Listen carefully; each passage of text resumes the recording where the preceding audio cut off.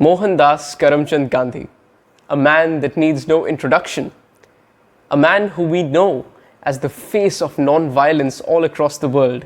We know the stories behind Satyagraha, behind non-cooperation, Quit India movement, that famous Dandi March. We all know about his involvement in India's freedom struggle.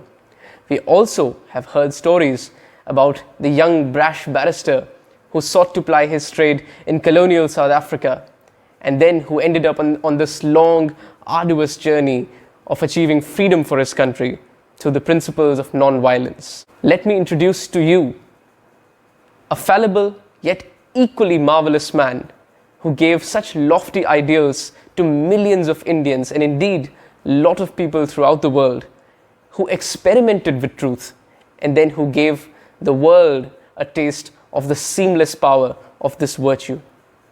Welcome to Ritvik Speaks, where today we celebrate the legacy of two immortal beings in the history of India. A very happy birthday to Mohandas Karamchand Gandhi, affectionately called Bapu, and to Lal Bahadur Shastri ji, one of the greatest prime ministers that independent India has seen.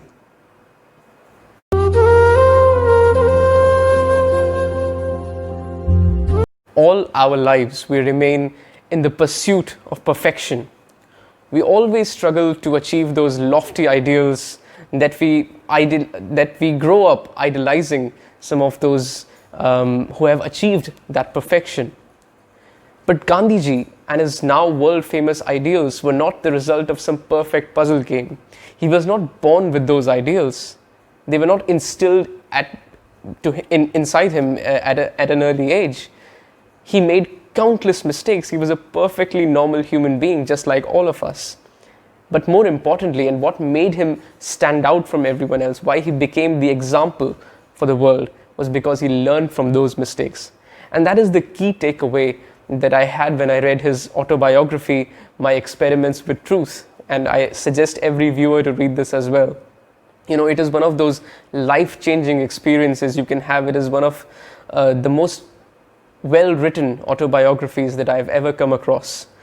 And in My Experiments with Truth, Gandhiji himself writes how he was in a moral dilemma. He was in conflict with the ideals he wanted to achieve and the reality of the world that he used to live in, like most of us do.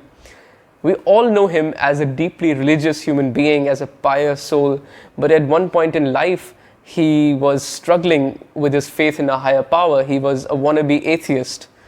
We all know him as this, always committed to truth, a very truthful being, and yet at some point and at some stage in his career, he was a compulsive liar. And when he saw the effect that lying can have on somebody, he really shunned lying in a complete way.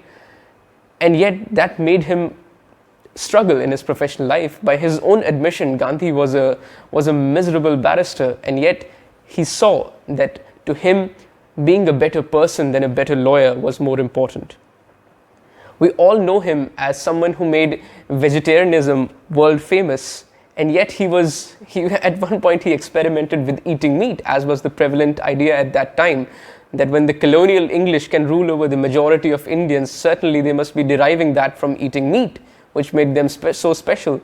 And so Gandhi also struggled with that notion, and then he saw the reality of the pain of killing an animal, and he completely shunned meat and became this, ideal for vegetarians all across the world.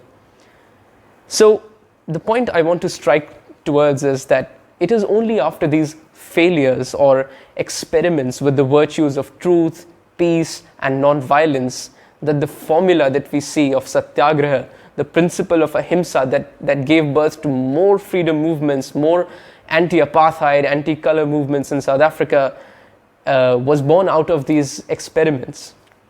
And the message I want to give to you all today is that do not be afraid to make mistakes. It is perfectly okay.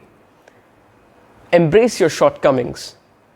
Be fearless to fail and learn the true meaning of success through those failures, because it is only after you, sometimes in life, only when you see the negative that you can truly embrace and truly appreciate what is positive. Make mistakes, experiment, but learn from your mistakes. And that is the key marker of anyone's success.